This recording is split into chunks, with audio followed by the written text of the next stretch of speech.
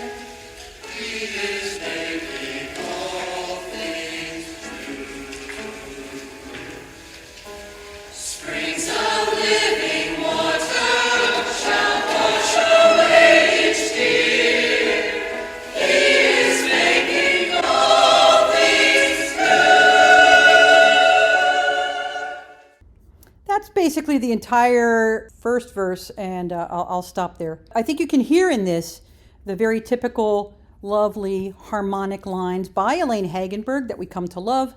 I love when she has these moments of dissonance where these two notes, you heard it right near the end of that clip, where two notes in the sopranos are right up against each other, creating dissonance. And then the lower line just slides down slightly, creating a beautiful consonance. And we get the release after that dissonant moment, and we find great joy in that. What does it mean that God makes all things new? Why does this resonate to us so powerfully in this piece? The primary idea of the text comes from the book of Revelation, chapter 21, verse 5. Behold, I make all things new. But we also heard in there about springs of living water. That is a phrase that comes up a lot in the Easter season, because we think about how the springs of living water, which in nature often happen after the snow melt, but we think about the springs of water and the holy water, the water that is blessed, that allows us to renew our baptismal promises during the Easter season, and that we use for the baptism and confirmation of the catechumens as they decide to join the church, as they make that final commitment to becoming Catholic. We also know that springs of living water help to wash away the debris from the fall, the remaining snow and ice, the leaves, the twigs, but springs of living water also wash away the tears, the living water of Christ. Just as he told the Samaritan woman when he first revealed himself, for the very first time, he reveals himself to the Samaritan woman at a well. And I was reading recently the gospel where that comes from, and a commentary on it, where the people of Judah and the people of Samaria, both descended from the 12 tribes of Israel, but they had very little in common other than that, and they didn't even talk to each other. And a Jewish man from Judah and a Samaritan woman would never have engaged with each other. And yet this is the place where Jesus reveals himself to this person who, in his society, at that time, that kind of encounter would have been forbidden and breaking law, probably. I'm not an expert on Jewish law. I've been listening to a lot of the readings from Leviticus as I go through the Bible in a year with Father Mike Schmidt. And it is a lot of regulations and rules. And I suspect that it would have been really forbidden for a Jewish man to talk to a Samaritan woman there. But we also know that Jesus tells the parable of the Good Samaritan who also helped someone who's hurt on the side of the road while other people of his own kind ignored him. And so Jesus is telling us not to worry about what people look like, think, what they say, how they say it in terms of their language, but to be embracing of all people. He is making new that relationship with the Samaritan woman in Samaria. The springs of living water will wash away the debris from the winter and help to make everything green. The springs of living water, as they come from Jesus Christ, our Savior, this is the water that will make us never thirst again. Why do we care about this text right now? We might always care about this text, but we think we're 5 years out of, or 6 years out of the emergence of COVID-19 pandemic, and we are still living in a time of loss. We're also living in a time of conflict. We all have different kinds of grief that we carry with us, whether it's the loss of a parent, a partner, a child, a friend, a beloved uncle or grandparent, a job. Maybe a company closes down, maybe neighbors that we are friends with move, or maybe we're moving. There's all kinds of grief, often unarticulated. But we also need to process that grief, rebuild, and transition into whatever comes next. The text gives us that promise.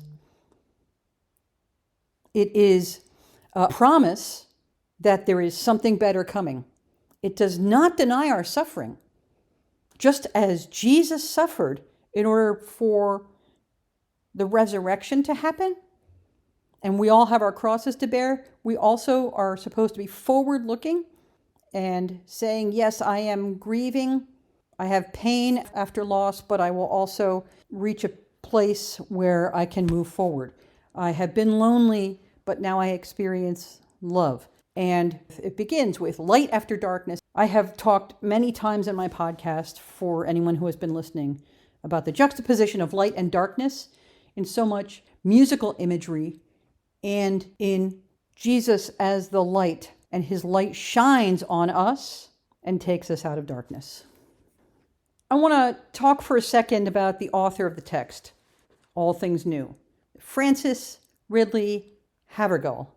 She was a 19th century English hymn writer, poetess, and devotional author. Her life was marked by very deep interior devotion, very disciplined prayer, and a deep desire for her to give herself over to God. She was raised in a musically and intellectually rich household.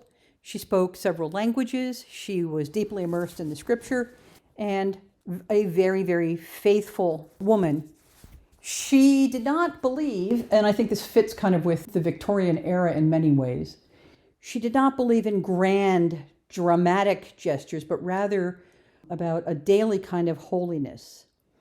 And what we hear, I think, in the text, and I'm going to read the whole text for you in a moment, I think what we hear in the text is that juxtaposition of two things, that one resolves the other, just as the consonance resolves the dissonance, and I talked about in music. But the promise of what is to come, the desire to align with God's will. So let me read this text for you from beginning to end. Light after darkness, gain after loss, strength after weakness, crown after cross, sweet after bitter, hope after fears, home after wandering, praise after tears, Alpha and Omega, beginning and the end. He is making all things new. Springs of living water shall wash away each tear. He is making all things new. Sight after mystery, sun after rain, joy after sorrow, peace after pain. Near after distant, gleam after gloom, love after loneliness, life after tomb. And then we repeat the refrain, Alpha and Omega, beginning and the end. He is making all things new. Springs of living water shall wash away each tear. He is making all things new. We might think of this as something that works for funerals because of the life after tomb, and of course it's appropriate for that, but every single Sunday we are reminded of the resurrection as we celebrate the Eucharist and the resurrection of the Lord in our Mass, recalling what happens to the Lord on Easter and that gift. And so we know that, yes, we who believe in God and follow to the best of our ability what God asks of us, anticipate life after tomb. But we also know that life after tomb is a specific reference here to his son, Jesus Christ.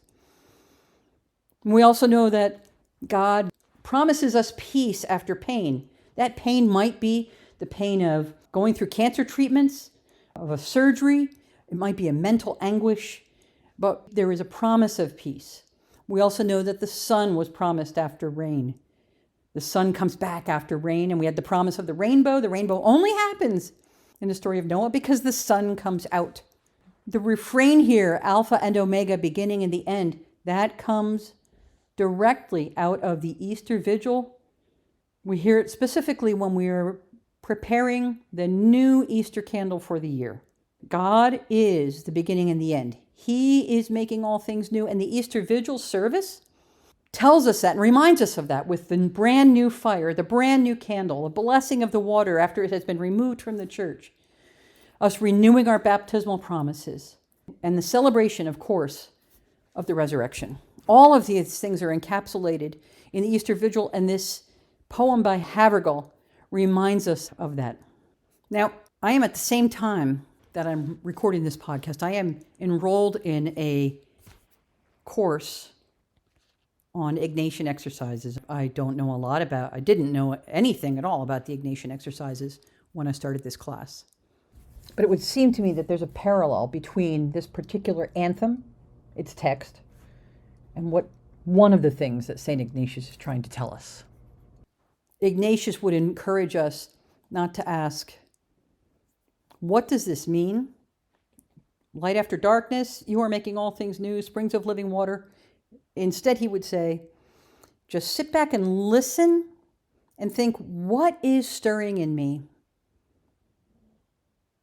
When you listen to the entire text, you might think, some of that brings me consolation, a quiet hope, a trust, peace.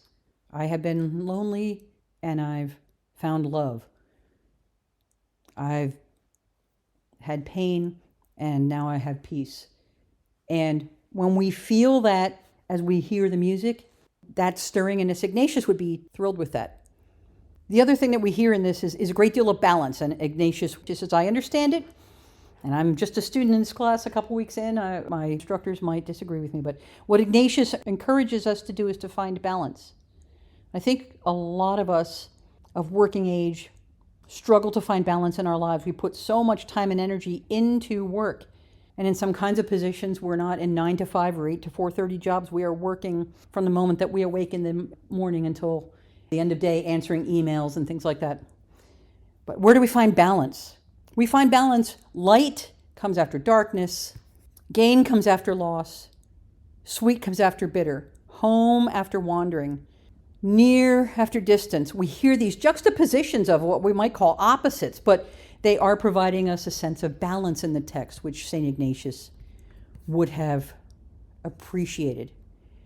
The other thing that I'll say is that the way that Hagenberg has set this, if you rewind and listen again to the recording of the choir, you have light